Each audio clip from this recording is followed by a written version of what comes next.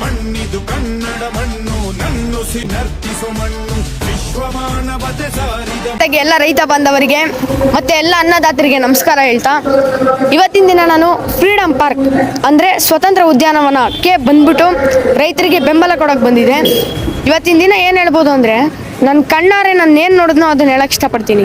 ನಾನೇನು ನೋಡಿದೆ ಅಂದರೆ ನಾನು ರೈತ ಅಲ್ಲ ನೀನು ರೈತ ಅಲ್ಲ ಅಂತ ಉಟ್ಕೊಂಡಿರೋವಂಥ ರಾಜಕಾರಣ, ಸಮಯ ವ್ಯರ್ಥ, ದುಡಿಮೆ ಇಲ್ದೇ ಇರೋ ಸಂಪತ್ತು, ಮನಸಾಕ್ಷಿ ಇಲ್ದೇ ಇರೋಂಥ ನಗು, ಮಾನವೀಯತೆ ಇಲ್ದೇ ಇರೋಂಥ ಜ್ಞಾನ, ತ್ಯಾಗ ಇಲ್ಲದ ಪೂಜೆ, ಪ್ರತಿಯೊಬ್ಬರಲ್ಲೂ ವೈಮನಸ್ಸು, ಇದನ್ನೆಲ್ಲ ನೋಡ್ಕೊಂಡು ಕಳ್ಕೊಬೇಕಾ? ನಮ್ಮಂತೆ ಚಿಕ್ಕ ಚಿಕ್ಕ ಮಕ್ಕಳು ಆಯಸ್ಸು ಹೇಳಿ ಕಳ್ಕೊಬೇಕಾ?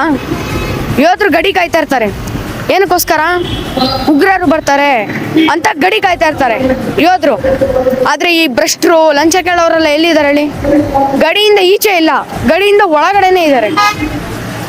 ಇದಕ್ಕೆ ಮೂಲ ಬುಡ ಎಲ್ಲಿದೆ ಅಂತ ತಿಳ್ಕೊಬೇಕು ಮೊದಲು. ಎಲ್ಲಿದೆ ಹೇಳಿ ಇದಕ್ಕೆ ಮೂಲ ಬುಡ? ವಲಸಿಗರಿಂದ ಸ್ಟಾರ್ಟ್ ಆಗಿದೆ ಮೂಲ ಬುಡ. ಹೆಂಗೆ? ವಲಸಿಗರು ಬರ್ತಾರೆ, ಜನಸಂದಣಿ ಜಾಸ್ತಿ ಆಗುತ್ತೆ, ಆಮೇಲೆ ಗಾಡಿಗಳು ತಗೊಂಡ್ರೆ ಟ್ರಾಫಿಕ್ ಜಾಮ್ಗಳಾಗುತ್ತೆ. ಅದಕ್ಕೋಸ್ಕರ ಡೆವಲಪ್ಮೆಂಟ್ ಮಾಡ್ತಾರೆ ರೈತರು ಭೂಮಿನ ಕಿತ್ಕೊಂಡು. ನಿಜವಾಗ್ಲೂ ಡೆವಲಪ್ಮೆಂಟ್ ಅನ್ನೋದು ಬೇಕಾ? ಓಲಿ ಕನ್ನಡಿಗರು ಯಾರಾದರೂ ಕೇಳಿದಾರ ನಮ್ಗೆ ಡೆವಲಪ್ಮೆಂಟ್ ಬೇಕು, ನಮ್ಗೊಂಚೂರು ಕಷ್ಟ ಇದೆ ಅಂತ ಯಾರಾದರೂ ಕೇಳಿದಾರ? ಕೇಳಿಲ್ಲ. ವಲಸಿಗರು ಬರ್ತಾ ಇರೋದಕ್ಕೋಸ್ಕರ ರೈತರು ಭೂಮಿನ ಕಿತ್ಕೊಂಡು ಡೆವಲಪ್ಮೆಂಟ್ ಮಾಡ್ತಿದ್ದೀರಾ ಅಷ್ಟೇ. ಆದರೆ ಎಲ್ಲಿವರೆಗೂ ಕೊನೆಗಂಟ ರೈತರಿಗೆ ಸ್ವತಂತ್ರ ಸಿಗಲ್ವೋ ಆವಾಗ ಇಲ್ಲಿ ಯಾರಿಗೂ ಸ್ವತಂತ್ರ ಸಿಗಲ್ಲ ಅಂತ ಹೇಳಕ್ಕೆ ಇಷ್ಟಪಡ್ತೀನಿ. ಅದಕ್ಕೆ ರೈತರು ಒಂದು ಇಂಚು ಕೂಡ ಭೂಮಿ ಕೊಡೋಕ್ಕೆ ತಯಾರಾಗಬೇಡಿ. ಯಾಕಂದರೆ ಇದು ನಿಮ್ಮ ವೈಯಕ್ತಿಕ ಪ್ರಶ್ನೆ ಅಲ್ಲ.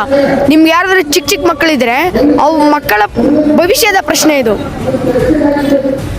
ಇವಾಗ ರಾಜ್ಯ ಸರ್ಕಾರದವರು ರೈತರು ಭೂಮಿನ ಬೈರ್ಮಂಗ್ಲದಲ್ಲಿ ಇಷ್ಟು ಭೂಮಿನ ವಶಪಡಿಸ್ಕೊಂಡು ಹೊರಟಿದ್ದಾರೆ ಅಲ್ವಾ?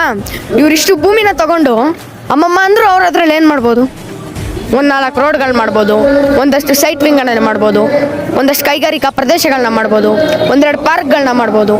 ಆಮೇಲೆ ನೋಟಕ್ಕೆ ಅಂತ 1-2 ಬಿಲ್ಡಿಂಗ್ಗಳನ್ನ ಕಟ್ಟಿಸ್ಬಿಟ್ಟು ಮಿಣ ಅಂತ 1-2 ಲೈಟ್ ಬಿಟ್ಬಿಡ್ಬೋದು. ಅಷ್ಟೇ ತಾನೇ ಮಾಡೋಕ್ಕಾಗೋದು? ಅಷ್ಟೇ ತಾನೇ ಮಾಡೋಕ್ಕಾಗೋದು?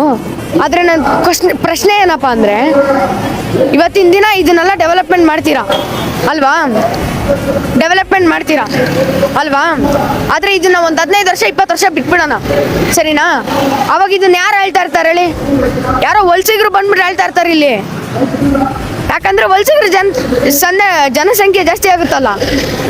ಹಿಂಗೆ ಬಿಡ್ತಾ ಬಿಡ್ತಾ ಮುಂದುವರಿತಾ ಹೋದ್ರೆ ಮುಂದೊಂದು ದಿನ ವಿಧಾನಸೌಧದಲ್ಲಿ ಈ ಕಡೆ ಯಾರೋ ಒಂದಷ್ಟು ಜನ ವಲಸಿಗರು ಮಂತ್ರಿ, ಈ ಕಡೆ ಯಾರೋ 1-2 ಜನ ಕನ್ನಡಿಗರು ಮಂತ್ರಿ ಇರಲ್ಲ ಅಂತ ಏನು ಗ್ಯಾರಂಟಿ ಹೇಳಿ? ಏನು ಗ್ಯಾರಂಟಿ? ಅವಾಗ ವಿಧಾನಸೌಧದಲ್ಲಿ ಯಾರು ಕನ್ನಡ ಮಾತಾಡ್ತಾರಲ್ಲ, ಯಾರೋ 2-3 ಜನ ಕನ್ನಡ ಮಾತಾಡ್ತಾ ಇರ್ತಾರೆ ಅಷ್ಟೇ. ಇನ್ನು ಮಿಕ್ಕಿದವರೆಲ್ಲ ವಲಸಿಗರು ಏನೇನೋ ಭಾಷೆ ಮಾತಾಡ್ತಾ ಇರ್ತಾರೆ. ಕೊನೆದಾಗ ಏನು ಹೇಳಕ್ಕೆ ಇಷ್ಟಪಡ್ತೀನಿ ಅಂದರೆ, ರೈತರು 1 ಇಂಚು ಕೂಡ ಭೂಮಿ ಕೊಡೋಕೆ ಹೋಗ್ಬೇಡಿ. ಜೈ ಜವಾನ್ ಜೈ ಕಿಸಾನ್, ಒಂದೇ ಮಾತರಂ ಅಂತ ಹೇಳ್ತಾ ನನ್ನ ಮಾತನ್ನ ನಾನು ಮುಗಿಸ್ತಾ ಇದ್ದೀನಿ.